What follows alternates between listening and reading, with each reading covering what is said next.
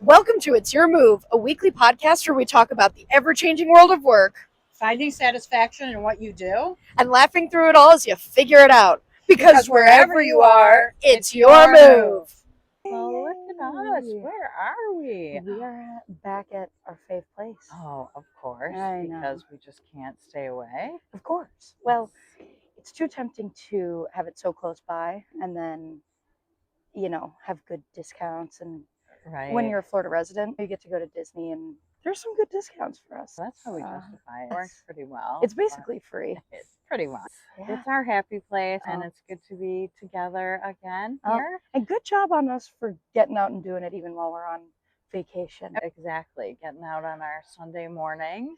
I think something that's interesting about living in Florida that I've realized is every weekend is almost like vacation. We're out doing stuff, going to Disney, going to the beach, doing a lot of fun stuff all the time. So for me, it's like we eat on vacation. Calories don't count when you're on vacation, or time doesn't matter when you're on vacation. It's like, well, when your whole life is vacation, you can't live like that. Yeah. So yes, we've got a little bit of a moderation issue in some cases. Yeah, well, I'm at least proud that I know it means for a fun life, but also it's hard to get out and get going sometimes. But here we are doing it. Yes, so and talking about work on a Sunday. I know. And kind of getting ourselves set up for the week and keeping our rhythm going. So yeah, and I actually had a very interesting work week, if it's okay if I talk about it. Yeah, I'm curious to hear more about this.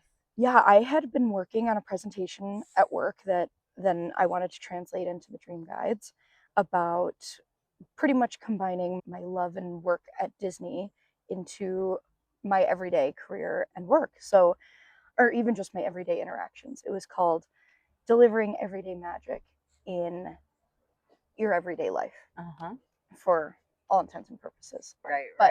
Yeah, it was called Delivering Everyday Magic in Your Everyday Life, including work. It's all one thing. Yeah. That was something that I realized when I switched out of working at Disney. Disney was this awesome place to work because it taught you how to create little magic every single day. Like you were constantly in a state of magic all around you. You're impacting people's days by putting them through the lightning lane or giving them a little free something or other, just having a great conversation. And I didn't really realize that when you transition outside of such a magical career, the magic doesn't just stay with you. You're the one who has to be delivering that magic. You have to create the magic for yourself. So that was really the intent, was that I wanted to show people that coming and showing up to an office every day and doing work doesn't mean that your life is not magical. It's all what you make it. It's all how you are creating magic for the people that you're seeing every day and talking to. Something that we talk about a lot with the glimmers and the people on the road with you. How can we be helping each other down the road? And then that creates these magical experiences as you're interacting with each other. So it's like thinking about serving other people helps us also serve ourselves at work and in life. But, I would say, since we're trying to keep tying it back to the world of work, interesting that you got to do that for your job based on your Disney experience. How did that come about? Well, my boss and I were having a conversation about growth and development for me and how I could develop. And I went into a completely different field than I was in when I was at Disney. Clearly, Disney's kind of a niche field. So she wanted to figure out, how can I bridge the two? When we were talking about it, she was asking, what are some things that you're really passionate about still from Disney? What are some things that you think you practice from Disney that you've carried over to your new career? And I said, really just trying to make every interaction, every conversation as magical as I can, because that was always the thing at Disney. And we'll talk more about this later too, but it all was what you made it. You went to work every day and your job was cleaning the bathrooms. That was a really easy way to go negative in your head. Oh, well, yeah, I work at Disney, but I clean the bathrooms and look how terrible this is. Right. Whereas there's also the other end of the spectrum, whereas you can be like, I'm a small part of this experience, whatever, and I'm helping in this little moment, I'm helping a guest, and what can I do to go the extra mile? And then again, like you said, it helps to refill kind of your magic too, when you're right. And I mean, that's a great example, because so many times, and I do it, and I hear other people saying thank you for doing this for us, because it Yeah. is all, nothing is too small for creating this wonderful experience that we have Yep. when we're coming to Disney, when we are guests, and then to be giving loving feedback and things like that also helps keep the employees going. Right. And that is the reason I wanted to translate it into my new work, and without getting too specific into my new job. Sometimes the conversations I have are seen as very transactional. Somebody will come to me, ask me a question, I'll have a conversation with them for 5 minutes, and then I won't ever see them again. And it's easy for me to get in my own head to be like, well, what's the point of my work? All I'm doing is answering these small questions. Am I actually making a difference? Am I actually an part of the experience of the people that I'm working with? And the whole thing at Disney was, there's not, like you said, there's nothing too small. Those small interactions are what people love the most. And like, if you ask people about their favorite parts about Disney, a lot of it is those magical moments, because there's just small, such personal things.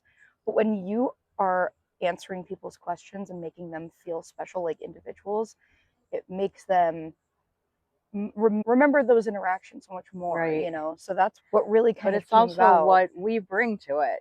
That's where Mhm. I think it's such an interesting two-way street, right? Yeah. It's you're getting and you're giving. Mhm. And, because we all come to Disney with the same idea of a magical place, and a place Mhm. where we don't have to worry about anything, and we can just turn off our brains for Right. be young again, Mhm. and so that energy that we're bringing also is creating the experience, because how much Right. of our experience ends up being the people around us and Right. that kind of thing too. And that was the most inspiring part of working at Disney for me, was like, look how magical your life can be. Like, look how magical work can be. Mm-hmm. I used to work, one of my first jobs, I worked at the Cleveland Playhouse, which was like where the traveling musicals and plays would come. And I remember I worked at the concession stand, and I had a bowl that I would get tips in. I'd put like $5 in there at the beginning of the night. I made an hourly wage, but depending on the night, I would get more tips or less tips. And then I remember thinking, actually, I don't think it's depending on the night. I actually think it's depending on me how many tips I'm getting. I remember doing this experiment.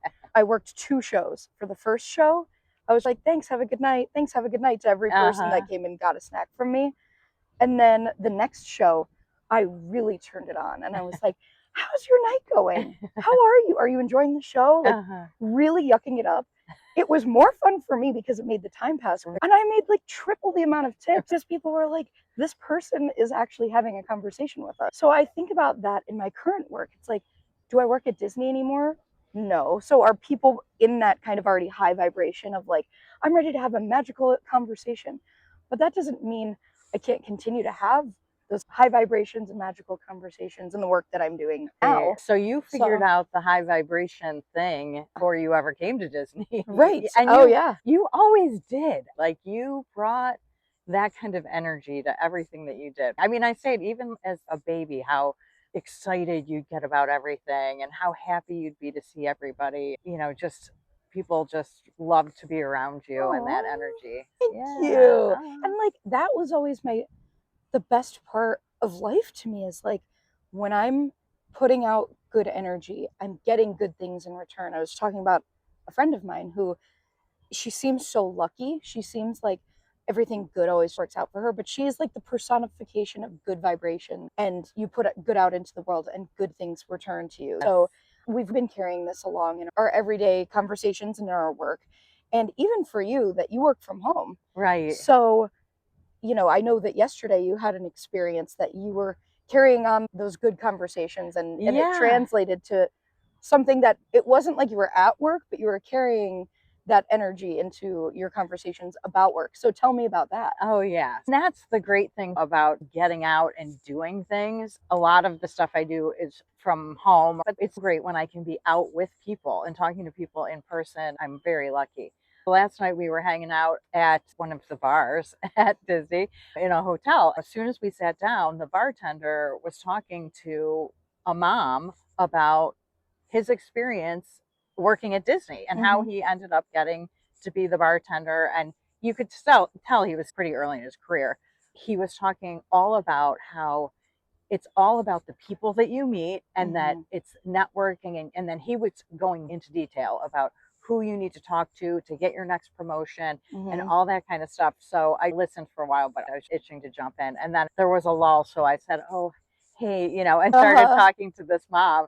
And we had so much fun. And she was so interested on what could she learn that she could pass along to her daughter, who's going to be a senior in high school. But like, we talked about how you had created that vision while you were in high school, that the Disney, you wanted to be in the Disney College program, and you made those decisions before you ever went, which is then what paved the path for all of it to happen, right? That's the stuff that we talked about. So it was interesting because I realized how much mothers and daughters, mothers and children, much we want to be able to guide, and what you are learning from us, and then what we're kind of co-creating, it's kind of crazy. So it was interesting. And then eventually the daughter came down and I got to talk with her, and she's like, I haven't even decided what college I'm going to yet. And I was like, do you have any ideas? And she's like, wherever I can get scholarships. And the mom's like, good answer. And I'm like, exactly. Just give the people the answer. You don't owe me an explanation where you're going to go to college. I've been talking about this because I just got engaged. The number one question people love to ask when you get engaged is, so when are you guys going to get married? Like, when's the wedding? And I've just been telling everybody, yeah, we're going to elope, so I'm not sure. It's like, I just love an answer that just is like, I'm just going to say this to end this conversation here. I don't know. This happened like a week ago, and now I don't know where I'm going from here. So thanks for asking. But I mean, that's it. And we even had that conversation about, like, you don't have to have a grand plan. Like, no one has a grand plan, but yet we feel the need to ask you what your grand plan is going to be. And her husband was there too. I mean, the two of them the whole time we're talking about, and this is their third child, and they've got two in college already. And it was so interesting. And but also, like, it's the most important stuff to us as parents. And your work is so important. I mean, it is going to create the who you meet and all of the things that are going to carry you into the rest of your life. Like, I talked to them about the networking part, and I'm like, and people don't work at Disney forever. They all go somewhere, and now you've got somebody else in your network. Like, you can start it so early. And it doesn't necessarily have to just be Disney, but where there are other people like you, where, and if you don't have that, to seek it out. I mean, and this is what I talk about all the time with a lot of us, on our computers all day, working from home or an office or whatever, essentially not interacting with people, is nothing's going to happen there. Maybe if you schedule a phone call or Zoom call, sure. But otherwise, you just got to get out and see stuff and talk to people. And I think that when we're out and about sharing our experience and expertise, talking to people about Disney, it's like, if I can help just one person, if I can guide them a little bit on their path, I feel like my job is done. And I feel so accomplished. And it makes me feel like I don't ever want to gatekeep anything. It's like when somebody's just a little bit further back on the road than me, a little bit further back. She was 16, but I was like, I remember being there and I want to help you get there. And I was talking to my boss about this the other day. We were having a conversation about colleges or high schools prepping their kids, the students, for college or for their next steps, for trade school, whatever.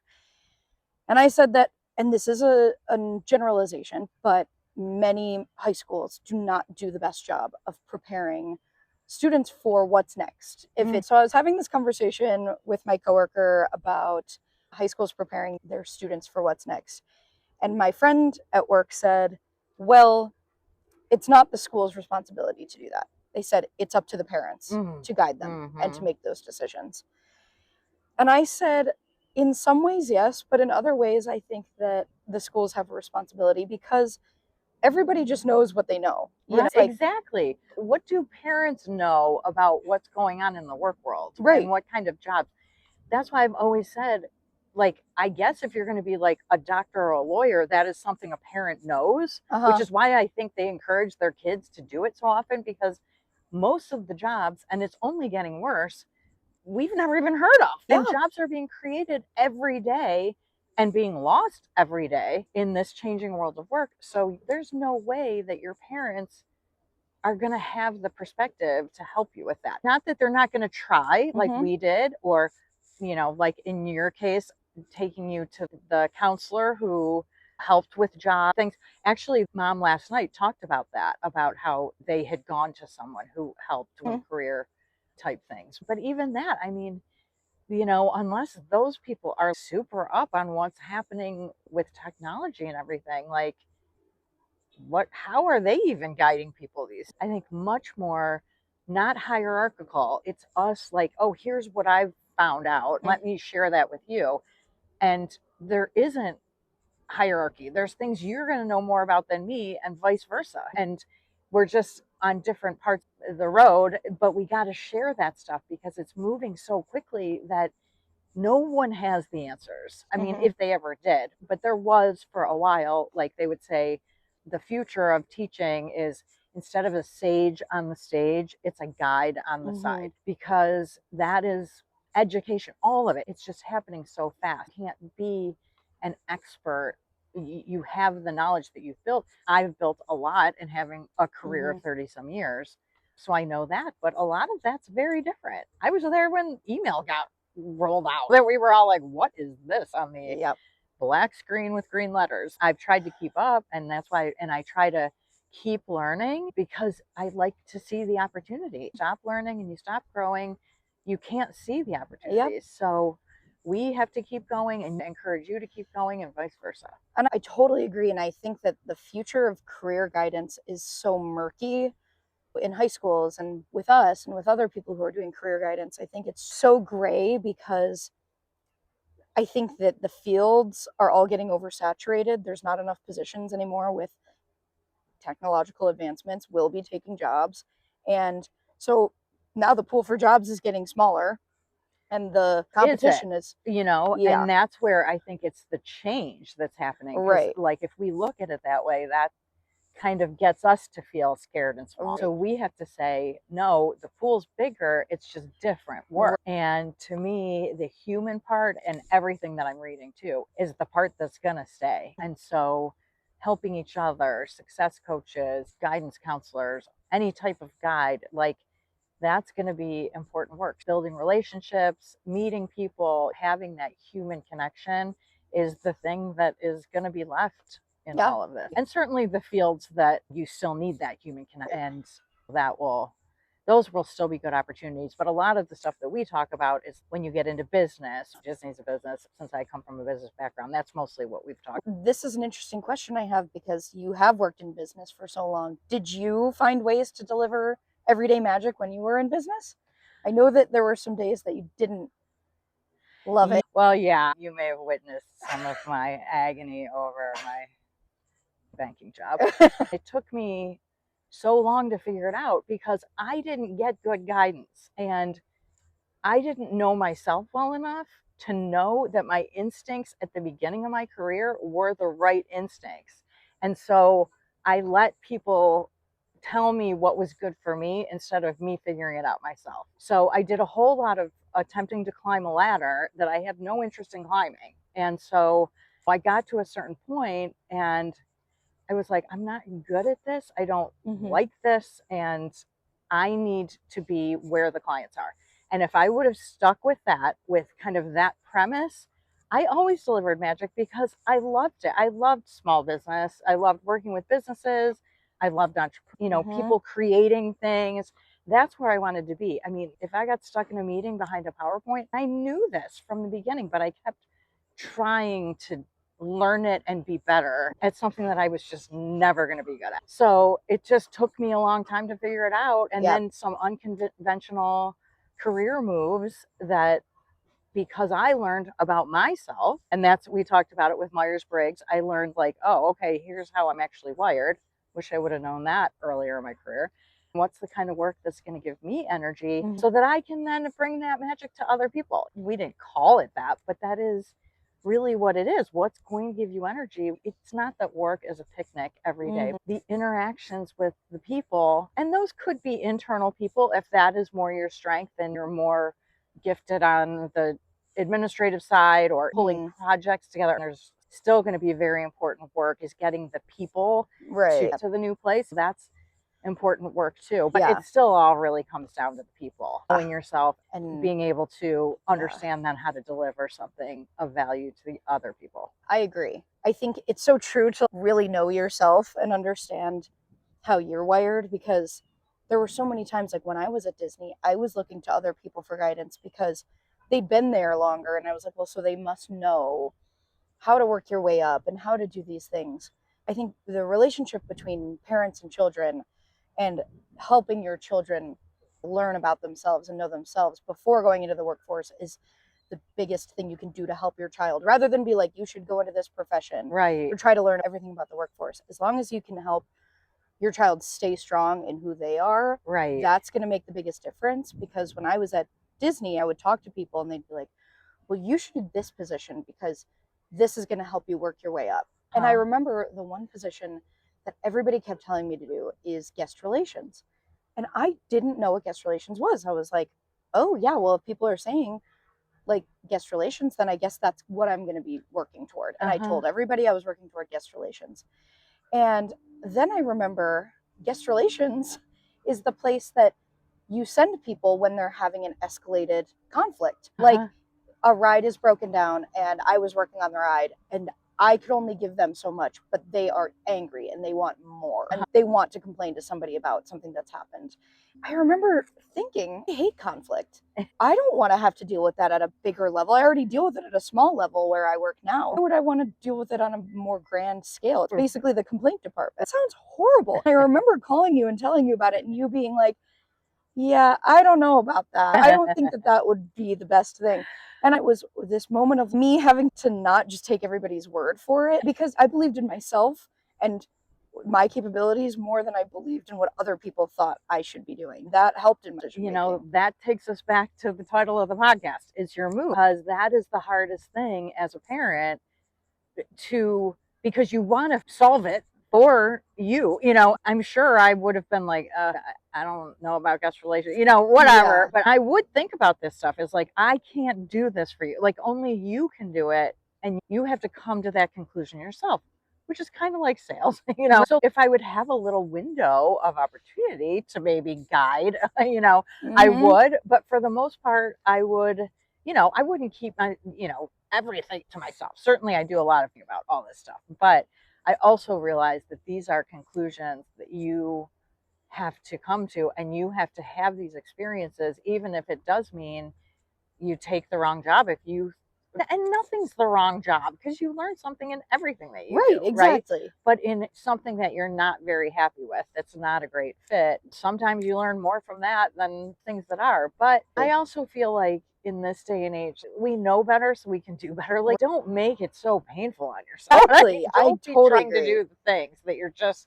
never going to want to do. Yeah, don't kill yourself doing something because you want to work your way up. And I think that there needs to be a certain level of discomfort as you continue to find yourself in your career. And I've taken some steps in my career that I'm like, that I haven't been the most happy in my work. But I also think that the notion of having to work a really terrible position for a couple of years and pay your dues. It's like, I think you can pay your dues in other ways by doing good work that actually serves you. That's going to get you further than if you're in a job that you hate. If you are able to deliver the most magical version of yourself to the clients or the people that you're working with because you're passionate about what you're doing and you're excited about being there, those are the kind of people I would want to hire for my business. I don't want the people that are just there for a paycheck. I want people in my positions that are excited and ready to go and rearing for change and stuff. Yeah. So, And actually, the husband of the woman I was talking to last night, he'd over and he's like, yeah, I'm in corporate in the business world. And he's like, and I would hire these Disney people, any day of the week, just because of the training that they've gotten in service, just all of these themes that are built into the culture of being an employee at Disney, that translates to everything else, So it definitely ties to the everyday magic theme. It's just finding it wherever you are. We're not all going to work at Disney, and we're not all going to be coming to Disney, but you can bring little parts of that. I used to always have a pen that I would get from Disney. And when I would use Mhm. that pen at work, it would remind me of the magic and Disney and all the principles that I enjoy here. Okay. Let me ask this question because I think a lot of people, this is not one that was sent in by anybody. This is just more of a curiosity for me because sometimes I talk to people about being magical and trying to put your best foot forward every day and being happy. And they say, well, there is just no way that I can do that at my work. I don't interact with people every day. They're in a assist role kind of that we've talked about. They're behind the scenes. They might be on their computers every single day, on spreadsheets, everything like that. In what ways do you think people in those kind of jobs can bring everyday magic to their work? I think it's like that story of the bricklayer. You heard that one. You ask a bricklayer, what are you doing? Oh, I'm just putting bricks together. Then you talk to the next guy, and he says, oh, I'm building a wall with my bricks. And you talk to the other bricklayer, and he says, oh, I'm building a wall of a cathedral. It's really of having that vision that is tied to why what you're doing is more important than a spreadsheet. There's no way you're building a valueless spreadsheet. Someone wouldn't have asked you to do that if that's, really you're at that level where you cannot find anything. You can think about how the spreadsheet is going to serve someone, like who's the end user of the spreadsheet. You can think about the person who asked you to do it and that you're trying to help them look good to their higher up, that this is going to be used data that's used in a meeting. What? Oh shit. Where? Where is it, Liddy? It was right behind you. I think it just went back into the grass or into the bushes. Uh-oh. All right. Should we just take our chances and wrap it up? Oh, I felt like the snake was on. Me too. I was like, he's coiling around me.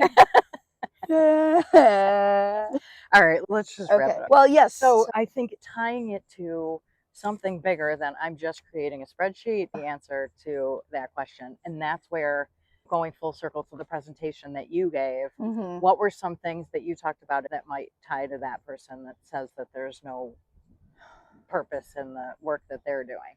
The biggest thing in what you said was, if you can't find purpose from the specific work that you're doing, if you are completely not wired for the job you're doing, but you need a paycheck and you're going into work every day and you can't afford to look for a different job at this present moment. The thing that I said was trying to find value in your own way. Even if you hate the company you're working for, you can find value in the people that you work with. Can you think about the coworkers that are in your life and how they're going to impact you in the long run, or how you guys are going to influence each other's lives? Can you think about the money that it's bringing in for your family and the great experiences that are going to come from it? So I think that that's, for a lot of people, when they show up for work, it's not necessarily that they are doing it because they're just so passionate about the things that they're doing. I think at Disney, that was a big thing. There were days I came to work at Disney that I wasn't feeling magical. And I was feeling like, what am I doing here? Oh my gosh, they're yelling at me and it's so hot and I'm just pushing buttons. But one of the biggest things we used to talk about was refilling your pixie dust. Go and find somebody you love to work with and talk to them. Go for a walk, something like that. I think that finding purpose in your work looks different in a lot of ways. And I think it's kind of a privileged take a lot of the time. And I think a lot of the time it's a privileged take for us to talk about, like, you need to love your work. Because in reality, a lot of people don't have the ability to find work that they love. There's lots about work that isn't fun. I mean, so. Yeah, but you can either be miserable about it and you can be like, well, this is just my life and I have to do this and this is just the way it's going to be. Or you can seek out the magic in the work, even if it's not aligned with what you want to do, with your friends, with the money, with the time off, with your anything. It's like trying to align it in a way in your head that's not going to make it such drudgery. Right. And I was telling you, I've been trying this idea of who can I guide today? Like, what interactions can I have today that I can help somebody else? And the more I remember that, the less I care about the fact that I don't love having to send this email or whatever it is, right? And just getting your head into the bigger picture and how important it is for us to be there for each other.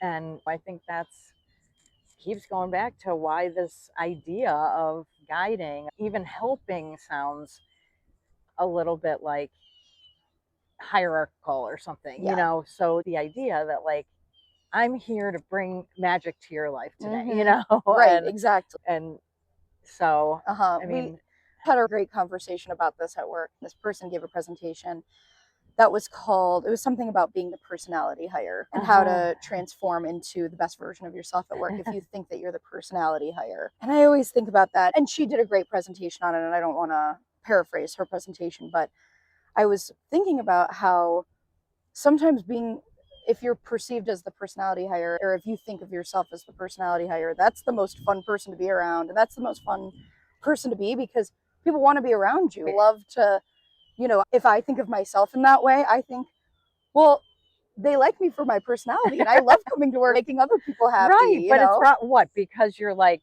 not the spreadsheet queen. Right, exactly. Why is that an insult? Such an interesting. I would way rather be the personality hire than the spreadsheet queen. Like that is way more you interesting. need both of them. Like, exactly. You know. Yeah. But yeah, that's an interesting. I'll need to think more about that. Yeah, term. it's That's yeah. kind of wild. Well, Yeah. maybe we'll have to do another podcast. On Yeah, that because exactly. about how being the personality hire is not a bad thing, but also a lot of it. Right. She was talking about in her presentation how a lot of it is imposter syndrome. How it's you being like, oh no, what could they have seen in me? Oh, I just have a good personality. Right. It's your own lack of confidence, not belief in who you are. Because if you believed that they hired you correctly, you should be feeling really confident in the role that you're in. So. Yeah. Well, and in reality, like if you are thinking that you're a personality hire, in reality, you're probably just a really good employee and you have a good personality. Thank you to the personality hires, because those are my favorite people to be around.